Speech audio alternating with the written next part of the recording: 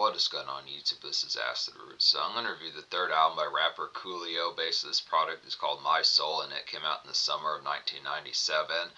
So the thing about this product here, I wanted to get to this. This is a particular request review as far as this first going to happen. This is by Rushan, who this is a request by Rushan, which he requested this a little ways back. So I wanted to get to this one in particular as far as this first going to happen. So within the pitch behind it, the particular fair about this album is this comes out when the West Coast was kind of reeling from the East Coast West Coast beef. Some of those particular type fairs between Tupac and Eazy-E dying, some of those type pitches, and even Notorious B.I.G.'s death earlier in the 97 year as far as this first happened. Biggie wasn't West Coast, but he was still a pretty large heavyweight that had an impact on hip hop when he left as far as this pitch can happen. But I look after here, the particular fair about it, 97 was kind of some spare type times for rap music, especially in terms of the West Coast, just because the factoid behind it was Tupac was such a giant in the previous year, 1996, it just felt like there was a gaping hole within that particular fair.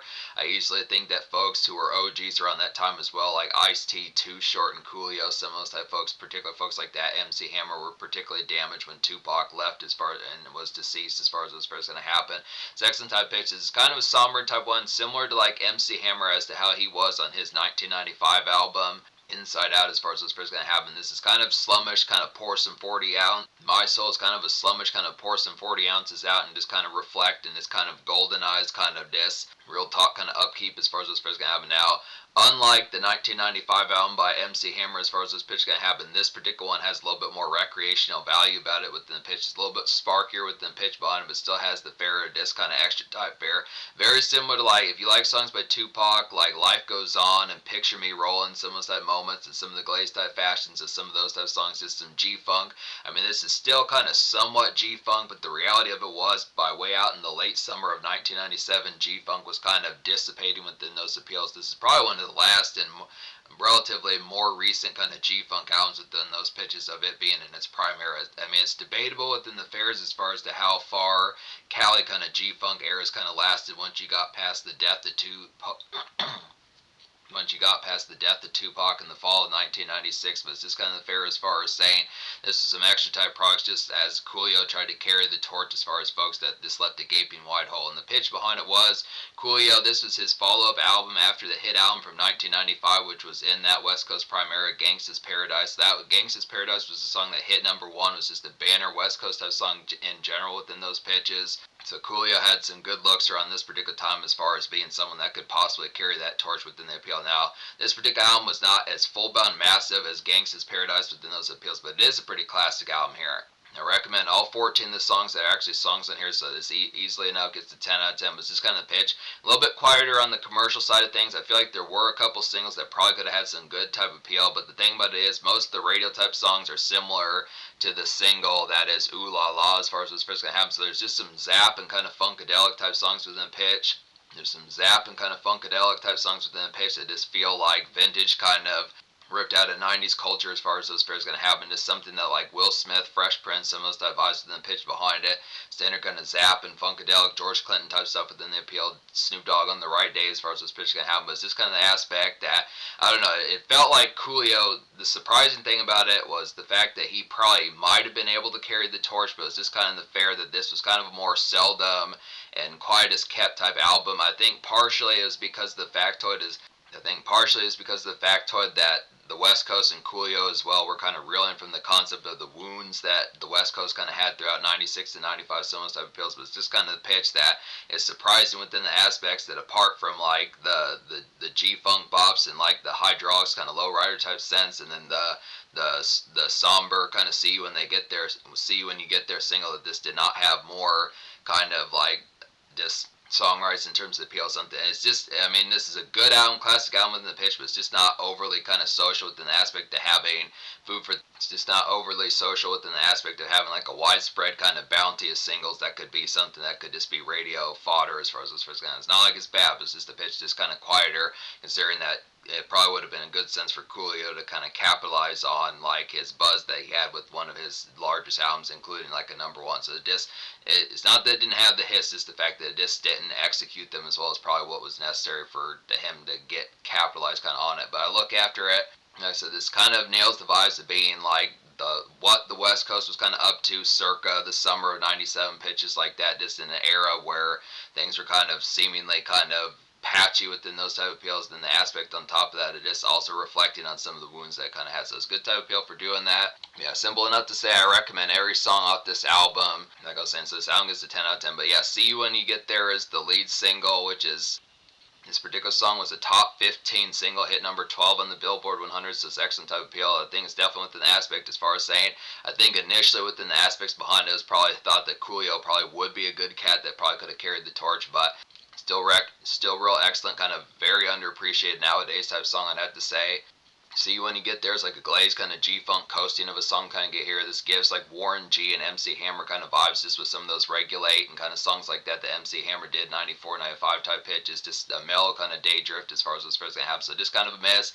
Kind of more of like a relative, more or less kind of California SFW type pitch within the product. It just like kind of cruising out in a low rider, just pitches like that, just standard kind of vehicle, just simmering as far as those pitches can happen. Just what things were kind of up to amidst like the fair, just quieter type moments, just kind of keeping it real, throwing up the W pitches like that as far as those fairs gonna happen. This is an aspect of this, in like in a relative kind of in a relative enough quality type mode, but still kind of within the aspect of this kind of the after effects of this having like a leftover kind of chip on your shoulder. It's not within the pitch of like, this is not, this is kind of more or less like a Bruce type song. It's like a tribute. It's not as full blown like designated to being like a tribute to Tupac or other fallen folks within the pitch, but this is kind of an appreciation. This is the sort of song that Tupac would kind of do, kind of like one of those type of songs like Picture Me Rolling and Life Goes On. And I Ain't Mad at You, some of those type pitches, and other type songs like Crazy that Tupac did off of like Machiavelli, some of those type fairs, and To Live and Die in LA, some of those type pitches. That this is kind of one of those type ones that this is kind of an introspective kind of reflecting this kind of the aspect of this paying tribute to folks that they're having further hardships within the appeal. So it's just, it harnesses Tupac and some of those type folks within the pitch behind it and does it pretty damn well within the pitch. So it's excellent type of appeal, good aspect, pretty, like I was saying, very underrated within the pitch behind it.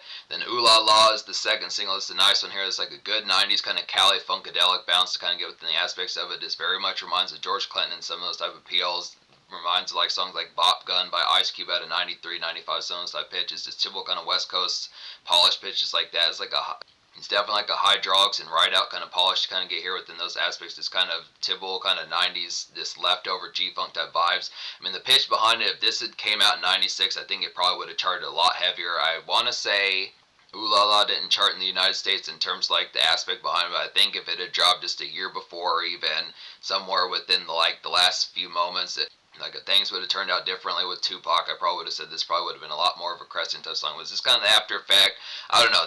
Just the aspect between Dr. Dre not being on death row and Snoop Dogg's Dogfather album not doing too terrific within those type of appeals, it just kind of felt like the tides were kind of shifting. At that particular point, in like the summer and fall of 97, things were focused on Puff Daddy and the after effects of Biggie's death, some of those type of appeals. So it's just kind of pitch as far as saying it just felt like the West Coast was kind of a large afterthought. It felt like Coolio tried to carry the torch, but it's just kind of pitch that it just felt like a more seldom type of album with the pitch, but it's still excellent type of appeal. So I definitely recommend just the product. This is a good kind of conduit for seeing that particular fair, because really there just weren't a ton of folks. Like the Dog Pound didn't really drop anything in 97. Dr. Dre had put out like the Firm album or something like that. He wasn't really doing too much until he was getting ready to find Eminem, some of those type pitches. So it's just kind of fair. There weren't really banner kind of West Coast artists. I think Too Short dropped an album in 95, and I think Too Short dropped an album in 96, but he didn't really drop in 97. E40, I want to say, dropped in late 96. He didn't come back until 98, so it's just kind of appeals as far as there just weren't really like certain kind of folks in those aspects as far as when you think of West Coast hip-hop in terms of 97. But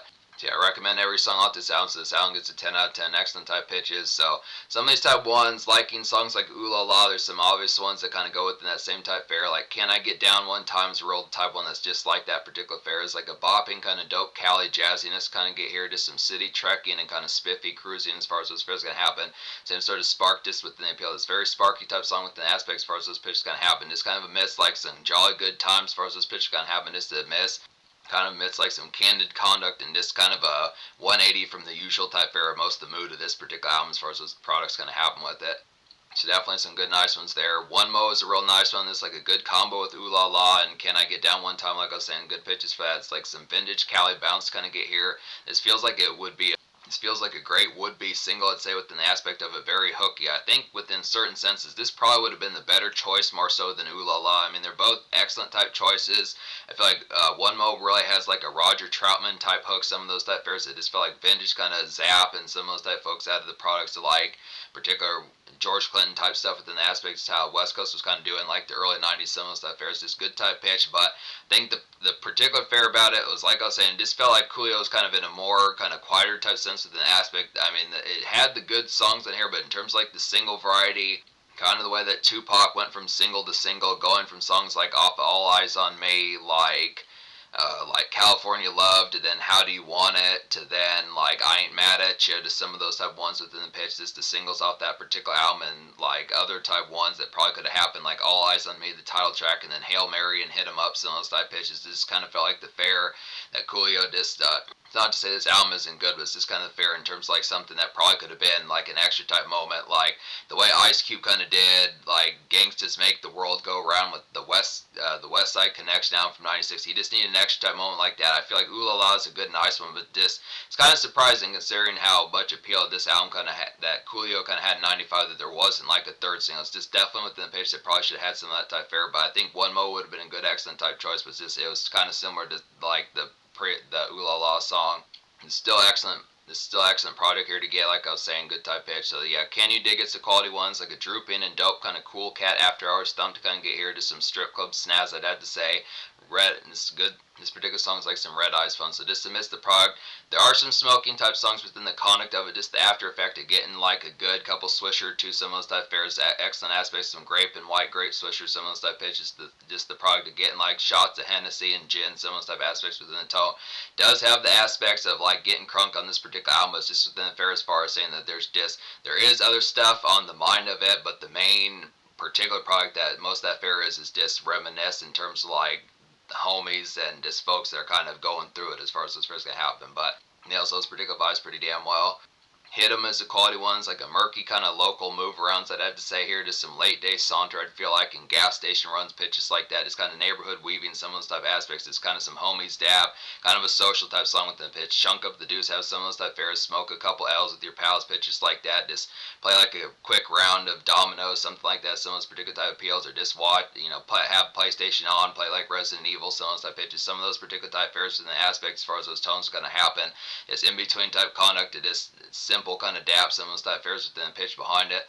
This particular song reminds of like West Y'all by Hit 'Em, reminds of like the West Y'all sung by Afroman. It's something within that particular fair is like West Y'all or something y'all within the pitch as far as the song that's on Afroman's Afroholic from 2004. It's that same sort of glared and slinky type vibes, but it just really is like some glazed kind of murky just after effects at like 7 o'clock p.m. just dusky kind of skies pitches like that, kind of saunter pitches like that, good type fair.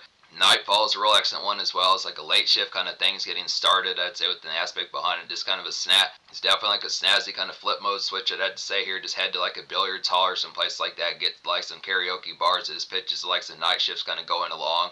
It's kind of a good product to like some kind of just cool cat device. Same sort of pitch as like Can You Dig It, but just a little bit more amidst like the traverse of it as far as what's first going to happen. Just figuring out as the particular fairs. I mean, this is kind of more or less like a work shift type album. It's not so much Hustlers makeshift, but it's just kind of missed the product of like the in-between type moments just within the fair. It does do a pretty good job of handling like the particular SFW type moments in a more kind of after effect of this kind of slummish type fashions of this kind of down in the dumps type fair. But within the pitch, there are some moments like the perk kind of pop off type fair once you kind of cheer up or have different days for like the tone of like the aspects of just getting towards some crunkness within the aspects. A good type tone for that. Nightfall is a real nice one. There are a series of guests on here. Ross Koss, who was pretty popular in the late 90s, was on the song Hit 'Em. Al Wilson's on Nature of the Business. Montel Jordan's on Homeboy, which I'm going to talk about. And there's this cat named 40 Thieves. I think that's like a good affiliate of Coolio, some pitches like that. Can I Get Down One Time, says Malika on there.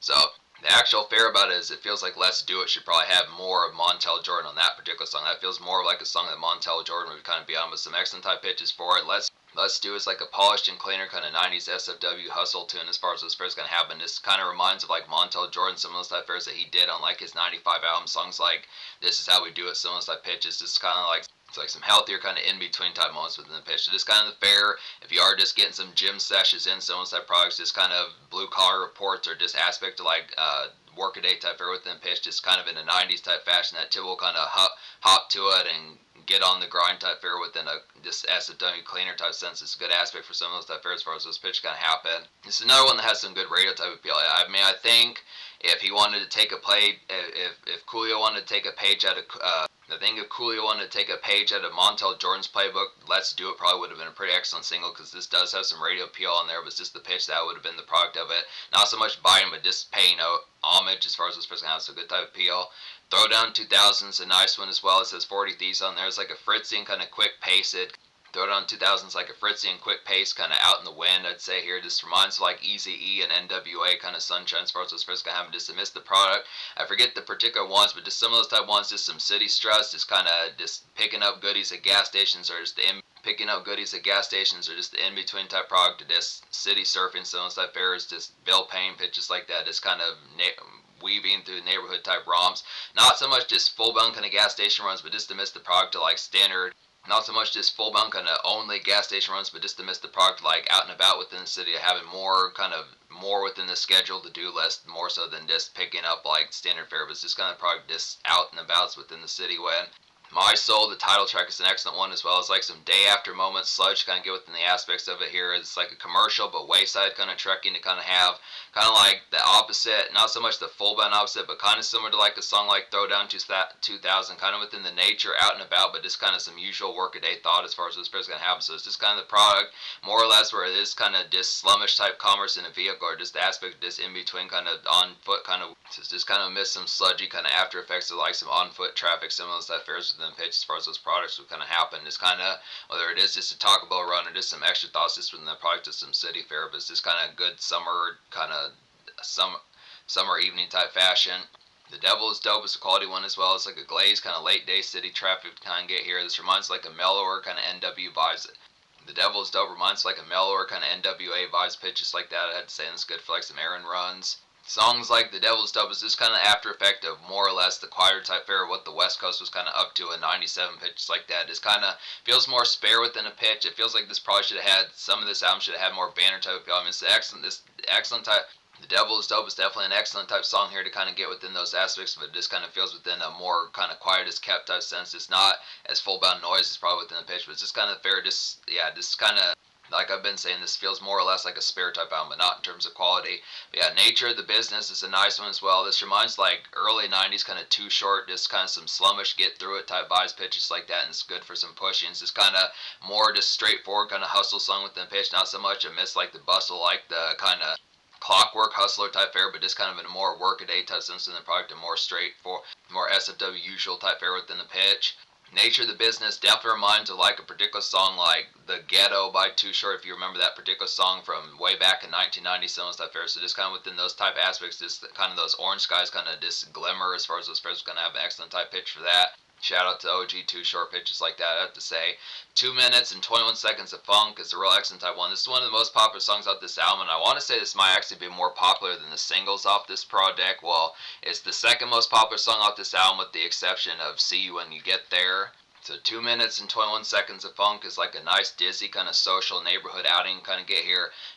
Great for some smoke drink kind of time as far as those first gonna happen. So just having a 40 in one hand, a swisher in the other, some of those type pitches within the product of it, just the particular fare getting twisted, some of those type products are just usual kind of just up to like the usual antics of what particularly kind of happens within the sparkiness of just good after products like the after hours pitches like that, but it's just kind of more amidst like the city traffic, just when it's kind of more amidst like the city traffic and traverse as far as those fares can happen. So it's just kind of out and about, but just doing it in like a good fun kind of recreational type sense. So pretty similar to like the song Pretty similar to like the song by Coolio, Got Kind of High, Got Kind of Drunk within those pitches. Good, excellent product for some of that. Just typical kind of West Coast aspects and antics as far as those fares can have. Good type blitzer.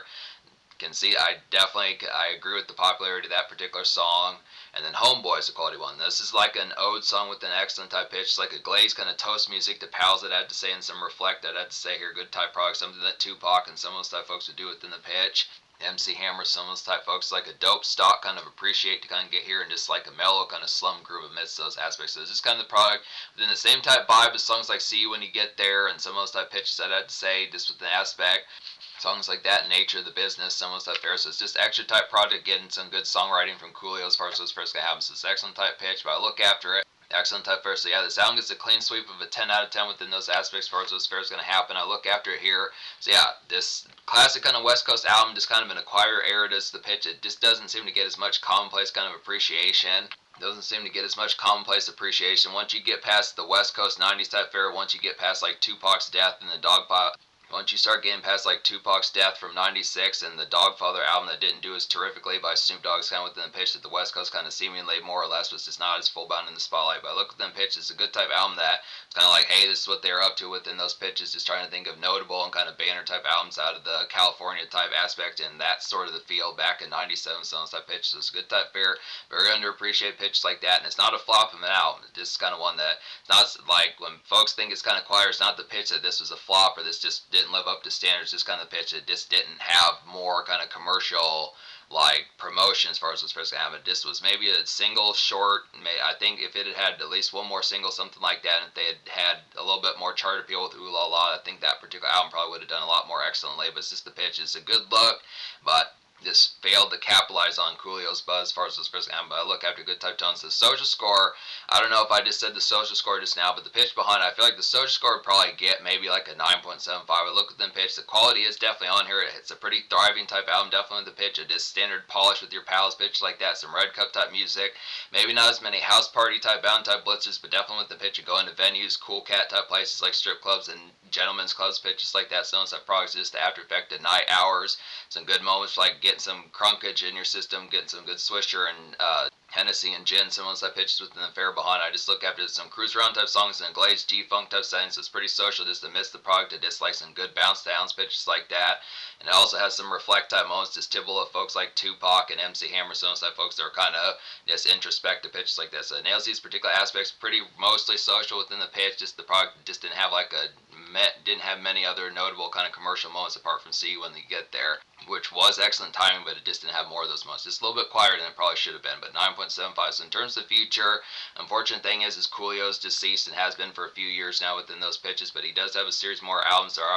There are actually some ones I'm going to get to down the road, like Gangsta's Paradise, that particular classic album within those pitches. But yeah, it's an excellent type product here, 10 out of 10 album, easy within pitch. Banner, kind of 90s West Coast album in the era, like a banner kind of 90s West Coast album in a quieter era when things were kind of more wounded and not as, like, things were not quite as sparky and just lively.